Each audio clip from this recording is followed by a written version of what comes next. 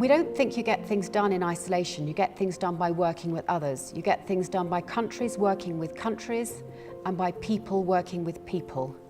We're not going to tackle these serious issues that we've got in the world unless we talk to each other, listen to each other, and try and find solutions together. I'm really delighted to be here in Naivasha today to meet the first 30 FLAIR Fellows that we're funding under a brand new scheme to support independent researchers in Africa.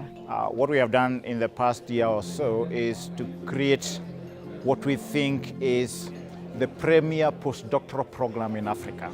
The really important aspect of this program is for people to collaborate with each other, with other researchers working in Africa, and with other researchers working across the world, particularly in the UK. In Africa, unfortunately, there are very few opportunities for people to do postdoctoral studies. Many of the African institutions, universities, don't have this in their career pathways. So one of the things we are trying to do is to catalyze the embedment of the postdoctoral career pathways in African universities. As a young scientist based in Africa, many times there isn't funding that allows you to focus on research. Why this grant seemed very attractive to me was that there was enough money in it to allow one to focus on research, to equip themselves, to train students as a way of capacity building for Africa as well, to solve the problems that the African continent faces. We have a shortage of leadership, scientific leadership on the continent, and we think FLAIR can help address that key gap of the next generation of excellent leaders from Africa. Au Sénégal, nous avons le problème d'accès à l'énergie dans le milieu rural et que le réseau électrique n'est pas partout. Il y a une partie du pays qui n'ont pas accès à cela. Donc l'utilité est là, le besoin est là de développer des technologies qui leur permettront d'avoir accès à cette énergie. I mean, the ideas have been fantastic to hear. We identify the best people.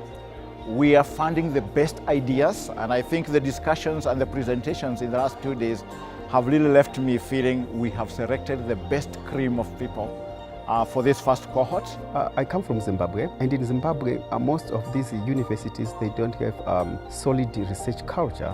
So you're looking at in terms of capacity, assets or equipment that is needed to carry out cutting-edge research that is of high quality. And looking at the FLAIR, the amount of the grant is so much that you can actually acquire the equipment that you actually need to carry out cutting-edge research. In the short term, we want them to really produce, from a scholarly perspective, some of the best science possible.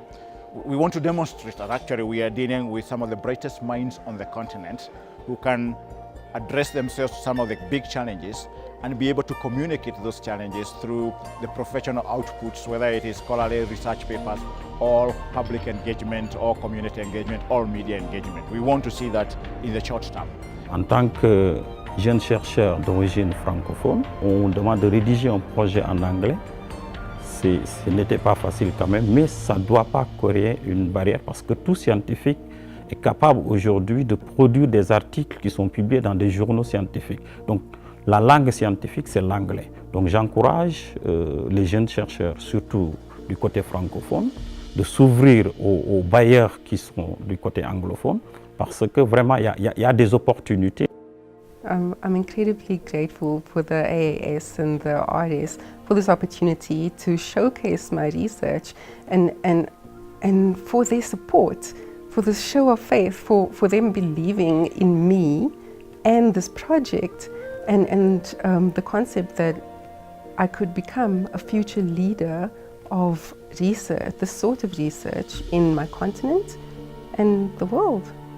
So I'm very grateful for that.